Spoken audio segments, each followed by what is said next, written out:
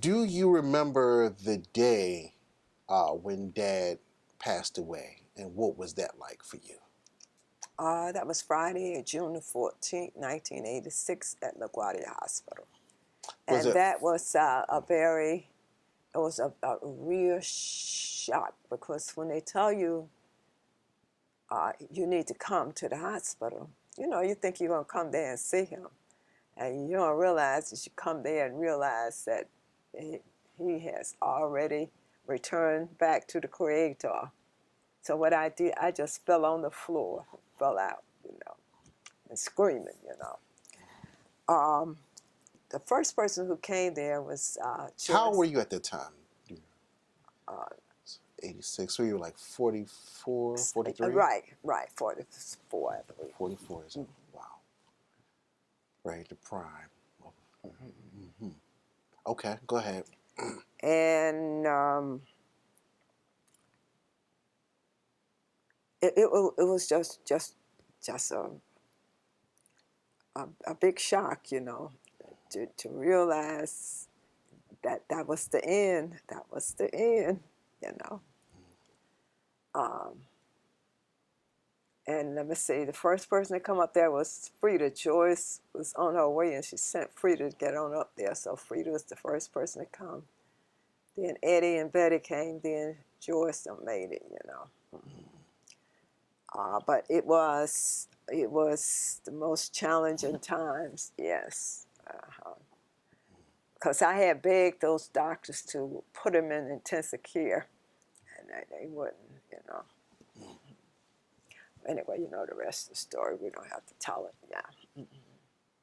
Um, from that, when that happened, um, a real realization had to occur to you that you were going to become a different type of woman. You were forced into a metamorphosis, I believe. Now this is just my assumption, but I believe you were forced into a metamorphosis, um, into a different person. You no longer had your partner. The economics of the household has changed. The sharing of responsibilities has changed.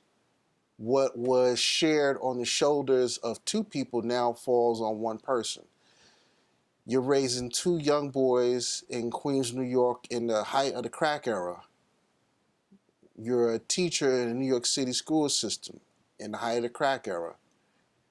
Um, what's going through your mind at the time? Tony's last words to me that night was, "Take care of my two boys." So that reverberated, I guess, in my mind all the way through.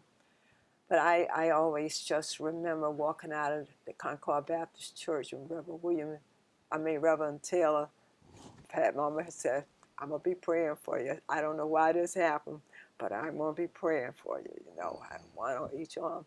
So, and you stated that very clearly because I realized that 50% of my help was gone. I had to take this role all by myself. And I had to do a good job with this role, no matter where I was. And so walking out of that church with one on each arm, I knew I had a new role and a new responsibility that I got to carry two full roles per se.